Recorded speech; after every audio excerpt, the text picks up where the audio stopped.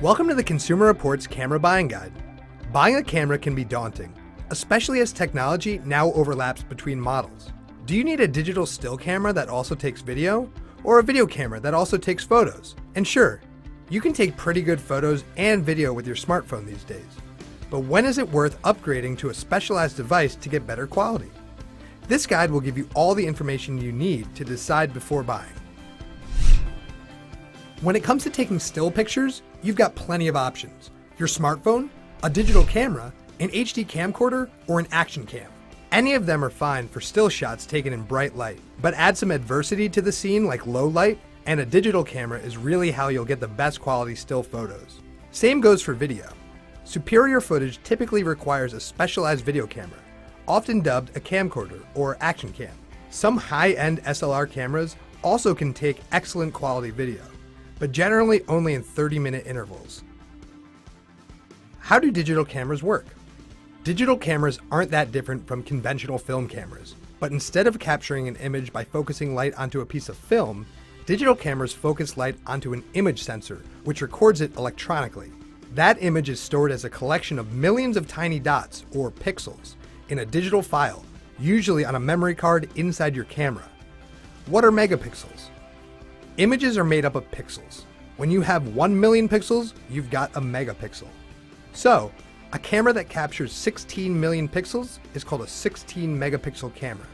It's important to remember that megapixels alone do not determine the quality of the photos you capture. But the number of megapixels does determine how large you can print those photos and the amount of cropping you can do without them looking grainy or blurry. Generally, most smartphones have at least 8 megapixel cameras. For general use, 10 megapixels is all the resolution most people need, so don't let a salesperson push a camera solely based on its megapixel count. The quality of the lens has a much greater effect on image quality.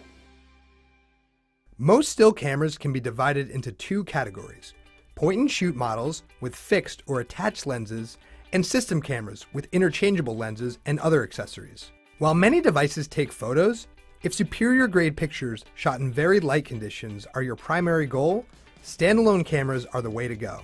They have more versatile lenses and larger sensors that allow more flexibility, particularly in low light, where your smartphone may not do such a great job. At Consumer Reports, we test 4 types of point-and-shoots, which generally range in price from $75 to $2,500. Compact models are small, lightweight, and easy to use because most don't have any manual controls to adjust the exposure or focus by hand. Some also come with touchscreen LCDs or lenses that can zoom up to 23 times. They're best for everyday events like family gatherings. Super zoom cameras got their name because of, you guessed it, their ability to zoom in really close, 24 times or more. Some models can go as high as 83 times optical zoom. That's enough to capture the craters on the moon. They're generally bigger and heavier than compacts and are great for sports, travel, and nature shooting. We test rugged waterproof point-and-shoot cameras to make sure they truly are waterproof to the depth claimed. Most include GPS features for geotagging the location of your photos and can also handle being dropped. Since they're designed to be rugged and waterproof, these models sport lenses that don't telescope out from the body of the camera, perfect for shooting photos and video underwater or on the slopes. Advanced point-and-shoots are the lightest advanced cameras out there, and many allow you to add an external flash for low light conditions. Unlike basic point-and-shoots, they also boast plenty of manual controls, like manual focus, which lets you precisely control the focus of your shot. These models are great if you want the ease of use of a point-and-shoot, but still want the versatility and control of an advanced camera.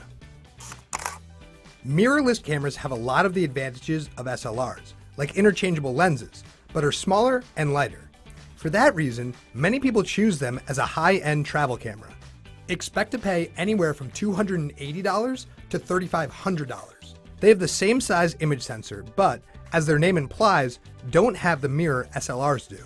Because of that, they also lack a through-the-lens viewfinder some photographers prefer. Instead, most include high-quality electronic viewfinders, which show you a digital reproduction of the scene you're shooting. SLR stands for single lens reflex. These cameras are generally larger and heavier compared to point-and-shoot models. and are used mostly by people who want higher image quality, more creative options, and better performance when shooting fast-moving events such as sports. SLRs generally range in price from $400 to $3,000 and up. Here are some technical talking points to know about SLRs. Single lens means the image you see through the eyepiece is a reflected image of the scene you're shooting. Reflex refers to the image being bounced off a mirror. As you press the shutter, the mirror flips up and the camera captures the image on the sensor. All SLRs use interchangeable lenses and have large sensors. The larger the image sensor, the shallower the depth of field the camera is able to produce, allowing for more creative photos, such as focusing on a subject and blurring out the background. Most SLRs have plenty of manual controls, such as an exposure compensation dial to quickly brighten or darken a scene. There are also full-frame SLRs. Their image sensor is the size of one frame of 35mm film, the largest of any consumer cameras. A full-frame sensor allows the camera to more accurately capture both bright highlights and dark details in the same image. Most cameras now have digital displays, the screen on the back of the camera that lets you frame and review your photos. Some even have touchscreens like those found on a smartphone. More advanced cameras may also have a viewfinder to frame your shot. These can be really helpful when you're shooting in bright light and can't see the image on your display. A flash is available on almost every digital camera to help illuminate your subject. There are two main types used with consumer cameras: a built-in, which can be onboard or pop-up, and an external flash, which is sold separately and fits into a camera's hot shoe. You'll find an external flash provides a lot more light than a built-in flash and lets you illuminate a greater area from a longer distance. There are two types of zoom lenses: optical and digital. Optical zoom is a true zoom feature because it uses the moving lenses of the camera to bring the subject closer without losing image quality. Almost every standalone camera uses optical zoom. Digital zoom only makes an image seem closer by magnifying the center of the frame without increasing picture detail. You will almost always lose image quality using it. A digital zoom, like the one found on most smartphones, basically works the same as taking a photo and cropping it. That's why if it's an optional feature on your point and shoot, you should really disable it. Image stabilization compensates for shaky hands and helps you capture sharp images using a slower shutter speed. The two best types of image stabilization are optical and mechanical. The optical version takes place in the lens, while the mechanical version happens in the camera body. Image stabilization can make a big difference in the sharpness of photos, especially if your camera has an optical zoom greater than 3 times. Nearly all still cameras these days can capture HD video. Some can also capture Ultra HD or 4K video, which has a higher resolution, 4 times the number of pixels of regular high-definition video. But you'll need an ultra-high-def TV to take full advantage of 4K. One convenient video feature now found on many cameras is a dedicated video button, so you can quickly switch between still images and video. Taking a lot of video? Buy a larger capacity memory card to store it. ISO is a term that historically referred to film speed. On today's digital cameras, it refers to the range of sensitivity of your camera's sensor. For instance, when shooting in darker settings, pick a higher ISO. It will brighten up your shots. When shooting in bright settings, use a lower ISO. Keep in mind that employing a high ISO, like anything over 2500 on an SLR, means you could see more image noise or graininess on your photos, like strayed color dots or pixels. Most cameras have 3 options for shooting still images: the familiar single image mode, burst mode, and self-timer mode. With the press of a button, burst mode takes rapid-fire shots right in a row. Some advanced models can shoot more than 100 shots in one burst, so if you're shooting a baseball game, you've got a much better chance of capturing the exact moment the bat hits the ball if you're using burst mode. As the name implies, self-timer mode gives you a delay between the moment the shutter button is pressed and the moment the photo is captured. Some cameras let you set the length of the timer yourself and the number of shots you can take. When you hear the word camcorder, you might think back to a time when you inserted a full VHS tape into a giant camera. But many of today's digital camcorders can fit in the palm of your hand and weigh as little as half a pound, yet still have at least a 10 times optical zoom lens. HD camcorders range from about $200 to $700, with some 4K models selling for $1,000 or more. Many features available on HD camcorders are very similar to those of digital cameras. The primary difference between cameras and camcorders is their form factor or shape. For instance, while cameras are ergonomically designed for you to take the best still pictures, camcorders and some action cams are formed to provide a more comfortable grip while shooting video.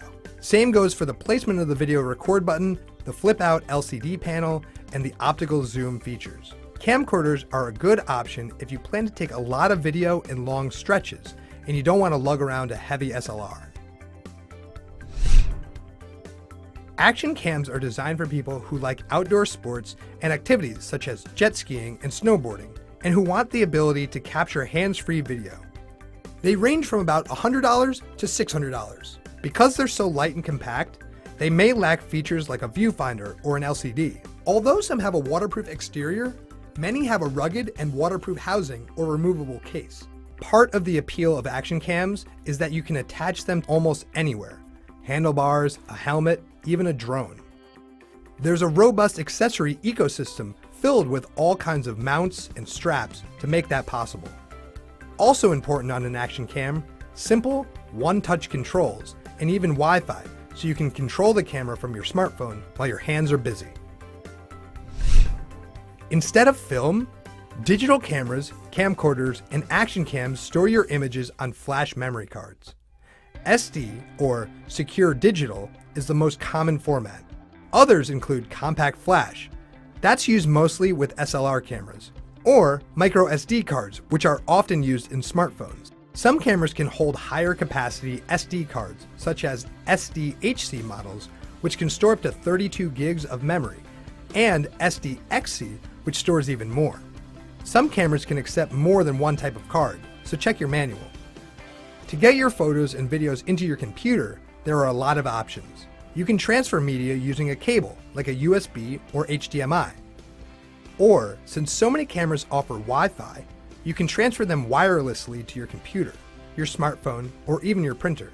You also can insert the memory card from your camera into your computer or a card reader, a device that attaches to your computer to read memory cards. Some printers also have card slots, allowing you to quickly print photos without a computer. Consumer Reports subscriber surveys indicate digital cameras and camcorders are pretty reliable, so it's generally not worth spending the money to buy an extended warranty. To find the best model camera, camcorder, or action cam for you, check out our full ratings at consumerreports.org. We purchase all products we test, are a non-profit, and accept no advertising. Thanks for your support.